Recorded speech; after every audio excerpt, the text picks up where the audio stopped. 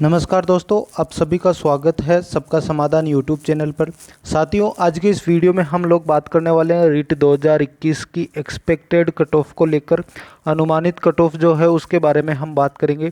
सबसे पहले मैं आप सभी को बता दूं कि रीट की 2021 की जो कट ऑफ आने की संभावना है वो है 14 अप्रैल को, और 13-14 अप्रैल का बताया जा रहा है। और कई स्टूडेंट्स ये बोल रहे हैं कि पिछली बार भी जब 2 गुना की कट ऑफ निकाली गई थी तो लगभग 3 डेट्स निकालने के बाद फिर इन्होंने जो कट ऑफ निकाली थी। तो ऐसा हो सकता है इस बार, क्योंकि अभी तक तो फर्स्ट डेट ही आई है, तो हो सकता है कि लगभग ये मान के चलो अप्रैल निकाल दे कहीं ये। तो ऐसे कई सारे जो है स्टूडेंट्स मेरे को पूछ रहे हैं, या कई सारे जो है लोगों में ये भ्रांति फैली हुई है। मैं आप सभी को बता दूं कि जो है इस बार पहले भले ही दबाव नहीं था बोर्ड पर, लेकिन इस बार दबाव है। बोर्ड पर दबाव है। किस चीज़ का दबाव है? 14 अप्रैल को निकालने का। अब क्यों है? क्योंकि एक चीज़ मैं आपको बता दूं कि 23 और 24 जुलाई को परीक्षा है जो रीट 2022 है उसकी। अब आप सभी को पता होगा कि लगभग ये मान के चलो कि लगभग 3 महीने का टाइम दिया जाता है। आप सभी को पता है, कम से कम 3 महीने का टाइम तैयारी के लिए दिया जाता है। तो अगर 23 अप्रैल से पहले पहले आपकी विज्ञप्ति आती है 2022 रीट 2022 की, तब ये 3 महीने का टाइम पूरा होता है। लेकिन इसमें इसलिए अगर 23 अप्रैल से पहले एक चीज़ मैं आपको बता दूं कि विज्ञप्ति तभी आ सकती है रीट 2022 की जब रीट 2021 की कट ऑफ आ सकती है। क्यों हो सकती है? क्योंकि आप सभी को मैं बता दूं, जो बच्चे बाहर किए जाएंगे 2 गुना में से, तो वो बच्चे विरोध करेंगे कि हमें तैयारी का मौका नहीं मिला है। इस वजह से उनके साथ भी न्याय हो सके तो सरकार किसी हालत में 23 अप्रैल से, मतलब आपको मैं बता दूं कट ऑफ से पहले विज्ञप्ति नहीं आएगी। तो उस वजह से सरकार को विज्ञप्ति निकालने का भी दबाव है, क्योंकि डेट अनाउंस हो चुकी है 23 और 24 जुलाई एग्ज़ाम की। और इसमें क्या होगा कि अगर डेट अनाउंस हो चुकी है तो इनको नोटिफिकेशन भी जारी तो करना ही होगा, और नोटिफिकेशन जारी तब होगा जब फाइनल कट ऑफ निकाली जाएगी। तो फाइनल कट ऑफ हो सकता है 13 और 14 अप्रैल कन्फर्म है। 1-2 दिन ऊपर नीचे हो जाए वो एक अलग बात है, लेकिन 13-14 कन्फर्म आप सभी समझ लो। अभी इस वीडियो में हम सभी कैटेगरीज की आपको मैं बता देता हूँ। देखो, सबसे पहले हम कैटेगरी की लेते हैं। जनरल की कट ऑफ की बात मैं करूं तो जनरल में जो 130 की कट ऑफ गई थी आप सभी को पता है। ओबीसी की अगर मैं बात करूं तो 127 की कट ऑफ गई थी।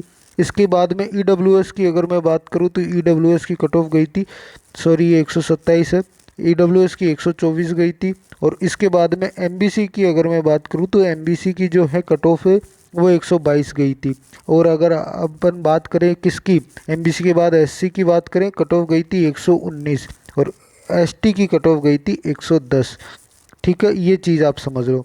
अब इसमें देखो, आप सभी को एक चीज़ और मैं इसमें बता दूं, ये कट ऑफ है लेकिन इनमें नंबर ऑफ सीट्स कितनी है। देखो ये कट ऑफ में आप सभी को मैं बता दूं, अभी आप बोलोगे डाइवोर्स की कट ऑफ कितनी है, आप बोलोगे विडो की कट ऑफ कितनी है, एक सर्विसमैन की कितनी है, कोई भी जो है विकलांग व्यक्ति है उसकी कट ऑफ कितनी है, वो एक अलग चीज़ है। ये नॉर्मल वालों की है, ये जनरल में जनरल वालों की है, ओबीसी के general male and female, EWS के भी जनरल मेल एंड फीमेल, ये वो वाली कट ऑफ है। तो इस चीज़ को ध्यान देना। और उन्हीं की मैं नंबर ऑफ़ कैंडिडेट्स बता रहा हूँ कि कितने कैंडिडेट्स लिए गए हैं जिनको कोई भी हॉरिजॉन्टल कैटेगरी की छूट नहीं है या रिजर्वेशन नहीं है, जो सिर्फ और सिर्फ अपनी कैटेगरी के का रिजर्वेशन रखते हैं, उनकी मैं बात करूँ तो इसमें है 6150 बच्चे। आप सभी को मैं बता दूं, जिनमें डाइवोर्स को हटा दिया गया है, विडो को हटा दिया गया है, इन सभी चीज़ों को हटा दिया गया है, इसमें 6150 बच्चे हैं। ठीक है। अब इसकी मैं बात करूं कि ईडब्ल्यूएस के जो ओबीसी के जो कैंडिडेट है वो कितने हैं। ओबीसी के कैंडिडेट है 3540। इसके बाद ईडब्ल्यूएस के कैंडिडेट्स की बात की जाए तो 1800 कैंडिडेट्स हैं। और आपको फिर मैं बात करूं जो है एमबीसी की कैंडिडेट्स, एमबीसी के कैंडिडेट्स 974 है। और आप देखो एससी के कैंडिडेट है 2700। और आपको मैं बता दूं 2250 जो है एसटी के कैंडिडेट है। अब इससे कई स्टूडेंट्स पूछते हैं आपको ये संख्या कैंडिडेट्स की कैसे पता चल गई। देखो, थोड़ा सा आईक्यू नाम का भी कुछ होता है, तो उसको समझो थोड़ा कि जितनी अगर सीटें हैं 2 गुना की कट ऑफ निकाली गई है तो 2 गुना बच्चों को लिया गया होगा, तो ये आप समझ लो ऑटोमेटिकली। लेकिन फिर भी कई कमेंट देखता हूँ कि आपके पास कहाँ से आ गई कैंडिडेट्स की संख्या, ये तो बताओ। तो अगर नंबर ऑफ़ सीट्स दी हुई है तो नंबर ऑफ़ कैंडिडेट्स ऑटोमेटिकली 2 गुना है, तो ये आप समझ लो। ठीक है। इसके बाद में अगर मैं बात करूं, अब इनकी सीट्स की बात करूं तो मुझे बताओ ये 3075 सीट्स हो गई ना। यहाँ पर आप देखो 1770 सीट्स हो गई। यहाँ पर आप देखो 1800 की आधी 900 सीट्स हो गई। और यहाँ 974 की आधी लगभग आप देख लो 487 होती है। अब इसके बाद में अगर एससी की जो नंबर ऑफ़ कैंडिडेट 2700 हैं तो 1350 जो है सीटें एससी की है। 2250 यहाँ पर है, तो लगभग आप देख लो 1125 के आसपास जो है वो नंबर ऑफ़ सीट्स हैं। अब ये एक नंबर ऑफ़ कैंडिडेट्स हो गए हैं, ये नंबर ऑफ़ कैंडिडेट्स हो गए और ये नंबर ऑफ़ सीट्स हो गई है। अब इसमें देखो इतना है कि लगभग ये कैंडिडेट्स हैं तो इतने कैंडिडेट्स को लिया जाएगा, मतलब इतने को बाहर किया जाएगा। लेकिन आपको एक बात बता दूं, जो जनरल के कैंडिडेट्स हैं वो अगर 3075 कैंडिडेट्स बाहर होंगे ना, तो वो 3075 ऐसा नहीं है कि उनका सिलेक्शन नहीं होगा। कई स्टूडेंट्स ऐसे होंगे जो ओबीसी के होंगे, ईडब्ल्यूएस के होंगे, एससी एसटी के होंगे, एमबीसी के होंगे, तो वो अपनी कैटेगरी में जाकर अपना अपना रिजर्वेशन लेकर वो उनका सिलेक्शन हो सकता है। लेकिन जो ओनली जनरल कैटेगरी के ही स्टूडेंट्स हैं और फिर वो बाहर होते हैं, तो फिर उनके पास या तो वेटिंग का ऑप्शन बचता है कि अगर वो थोड़े एक आध नंबर से रहते हैं तो वेटिंग का इंतज़ार कर सकते हैं, नहीं फिर रीट 2022 की तैयारी कर सकते हैं अगर जनरल वाले बच्चे हैं तो। वहीं अगर बात करूं जैसे ओबीसी वाले हैं तो वो अपनी कैटेगरी में जाकर ऑटोमेटिकली, अगर अच्छे नंबर हैं तो ऑटोमेटिकली अपनी कैटेगरी में जाकर वो अपना रिजर्वेशन की सीट्स ले सकता है। नंबर अगर अच्छे नहीं हैं, ये मान लीजिए जैसे 130 सी नंबर है और वहाँ हो सकता है 130 को कुछ डेट ऑफ बर्थ का कुछ लफड़ा हो जाए मान लीजिए कट ऑफ में ओबीसी में, तब वो बाहर हो सकता है, लेकिन वेटिंग में फिर भी उसका आ जाएगा, मेरे को कॉन्फिडेंस है। अभी आप सभी को मैं बता दूं कि जनरल की मैंने कट ऑफ बताई थी, उसका मैंने वीडियो बना दिया कि जनरल की कट ऑफ 134 रहेगी और किस तरह रहेगी ये मैंने बता दिया है। क्योंकि 3075 सीट्स हैं तो लगभग आप देख लो कि ये मान लो कि 130 से लेकर 135 तक के बच्चों की संख्या बहुत ज़्यादा है। क्यों है? क्योंकि मान लीजिए 127 से लेकर 130 तक के कैंडिडेट्स की संख्या 3540 है, मान के लो है। आपको पता है जब 3540 3 नंबर के अंदर अंदर कैंडिडेट्स हैं तो 5 नंबर के अंदर अंदर भी कैंडिडेट्स की संख्या उतनी ही अधिकता में होगी। ठीक है, तो जैसे जैसे नंबर बढ़ते चले जाते हैं वैसे वैसे नंबर ऑफ़ कैंडिडेट्स कम होते चले जाते हैं।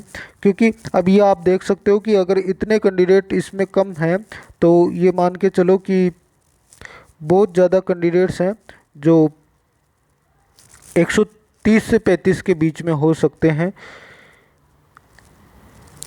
इनको मैं हटा देता हूँ, थोड़ा ये गोला ज़्यादा हो गया है, ये हट नहीं रहा है, चलो कोई बात नहीं। अब देखो इसकी मैं बात करूँ कि जनरल की 134 की मैंने बता दी, क्योंकि अगर 127 से 130 के बीच में नंबर ऑफ़ कैंडिडेट्स बहुत ज़्यादा होगी, तो नंबर ऑफ़ कैंडिडेट्स ज़्यादा होने पर क्या होगा कि ये मान के चल लीजिए आप कि बहुत ज़्यादा जो है संख्या में स्टूडेंट जो हैं वो कहाँ पर बैठे होंगे, बहुत ज़्यादा संख्या में स्टूडेंट बैठे होंगे, लगभग ये मान लो कि 130 से 135 के बीच में। फिर जैसे जैसे नंबर बढ़ते चले जाएंगे स्टूडेंट्स, तो इस वजह से 134 मैंने कट ऑफ बताई है। और मैं आपको ओबीसी की बता दूं, ओबीसी की मैं कट ऑफ बता दूं कि 130 की फुल संभावना है। एक आध नंबर ऊपर नीचे हो जाए, नीचे तो नहीं होगा लेकिन 131 तक भी चला जाए तो वो एक अलग चीज़ है, लेकिन 130 की संभावना ज़्यादा है। देखो अनुमानित कट ऑफ बता रहा हूँ, मेरे पास कोई, मैं जाकर विभाग में नहीं मिल के आया हूँ कि कट ऑफ क्या है, तो अनुमानित है। एक आध नंबर ऊपर नीचे सभी का हो सकता है, लेकिन ये नहीं है कि मैं 130 बता रहा हूँ और कट ऑफ 140 जा रही है, ऐसा कभी नहीं होगा। या मैं 130 बता रहा हूँ कट ऑफ 135 या 134 या 133 जा रही है, ऐसा नहीं होगा। इतना 2 नंबर का डिफरेंस नहीं होगा, मैं बता रहा हूँ, क्योंकि पूरे हम 100% आकलन के साथ बात कर रहे हैं और पूरी मैथमेटिक्स लगाकर हम बात कर रहे हैं। कई स्टूडेंट बोलते हैं सर मैथमेटिक्स थोड़ी है ये, आप तो इसको मैथमेटिक्स मत बनाओ, तो मैं आपको कह दूं कि नहीं, मैं मैथमेटिक्स नहीं बनाना चाहता, लेकिन मैथमेटिक्स लगानी पड़ती है क्योंकि आंकड़े क्या है, गणित में ही है कट ऑफ के। चलिए अब ओबीसी की बात 130 की मैंने बता दी थी, कैसे हुई आप जाके देख सकते हो, चैनल पर मैंने ओबीसी की कट ऑफ का वीडियो बना दिया है। अब देखो आपको मैं बात करूं ओबीसी के बाद में एससी की कट ऑफ मैंने बताया था कि लगभग 5 से 6 नंबर बढ़ सकती है, तो 125 के आसपास की कट ऑफ मैंने बताई थी क्योंकि 119 गई थी, तो ये इतनी हो सकती है। उसका रीज़न क्या था? उसका रीज़न ये था कि लगभग आप देख लो कि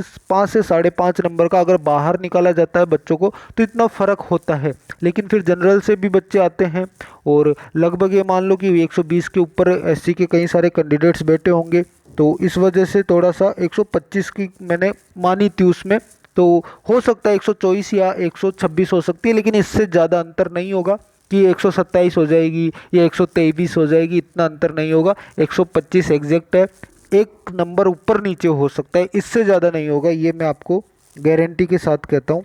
तो अब आप देख लो, 125 मैंने एससी की बता दी, एसटी की मैं बता रहा हूँ आपको लगभग 117 कट ऑफ। इसमें ज़्यादा नंबर क्यों आते, मैंने वीडियो बना दिया है, उसको जाकर देख लो। मैं अभी कंप्लीट जो है वो एसटी का स्पेशल अलग से वीडियो बना रखा है, एससी का अलग से, ओबीसी का अलग से, जनरल का भी अलग से वीडियो है, आप उसको जाओ देखो। अभी हम बात करें एसटी की, मैंने बता दी। ईडब्ल्यूएस वालों की, तो ईडब्ल्यूएस वाले बच्चे जो हैं वो लगभग ये मान लो कि 1800 के आसपास बच्चे हैं और 900 के आसपास सीट्स हैं उनकी। तो उनकी जो कट ऑफ गई थी ईडब्ल्यूएस की 124 गई थी, और मैंने लगभग ये मान के चलो कि 3 नंबर का डिफरेंस बताया था, तो 127 नंबर तक आप इसका मान सकते हो। 127 में अपग्रेड हो सकती है ये कट ऑफ, और क्यों हो सकती है इसका भी वीडियो है अलग से। अब बात करूं मैं एमबीसी वालों की, ये काफ़ी डिमांड में है। एमबीसी की मैंने अलग से वीडियो वैसे पहले बनाई थी, लेकिन अभी मैं एमबीसी की आपसे बात कर लूं कि एमबीसी वाले बच्चों की संख्या कितनी है।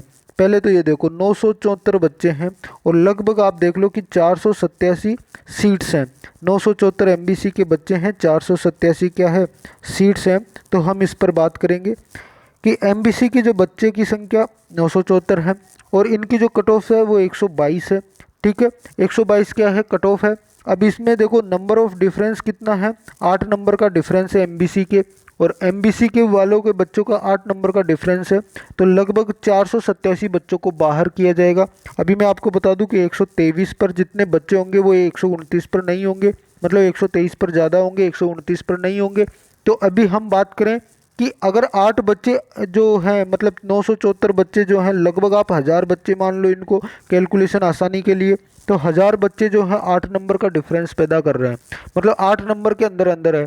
तो लगभग आप देखो 500 बच्चों को किया जाएगा बाहर, और 500 बच्चे 4 नंबर का डिफरेंस पैदा कर सकते हैं, मतलब 4 नंबर इंक्रीज कर सकते हैं। लेकिन एक चीज़ मैंने कही थी कि जो 123 पर बच्चों की संख्या होगी वो 129 पर नहीं होगी, तो आप 3 नंबर का डिफरेंस मान सकते हो। तो 122 के बाद में 125, और इतने बच्चे ज़्यादा, क्योंकि 974 बच्चे 130 तक हैं, तो लगभग ये मान लो कि 100-200 बच्चे एमबीसी के होंगे 130 प्लस, तो वो आएंगे। तो हो सकता है कि आपके 126 तक की कट ऑफ चली जाए एमबीसी की, लेकिन ज़्यादातर संभावना 125 से 126 तक की है। तो इस पर आप अपने आप को सेफ समझे, एमबीसी वाले जब सभी बच्चे, तो इस पर मैं इसी वजह से ये बताना चाहता हूँ। बाकी सभी कैटेगरीज की मैंने अलग अलग वीडियो बना दी है, आप जाकर देख सकते हैं। और इसी में मैंने आपसे एक बार और सभी कैटेगरीज का एक ही वीडियो में विश्लेषण जो है संश्लेषण बोलते हैं उसको, वो मैंने डाल दिया है, तो आप सभी देखें इसको। इसके अलावा अगर आपको फिर से अगर कोई चीज़ है कि आप विस्तार में इसको समझना चाहते हो, किसी चीज़ को समझना चाहते हो, आप कमेंट में बताएं मेरे को। और देखो जुड़ना है अगर आपको, तो आप जो लाल बटन है उसको दबा सकते हैं।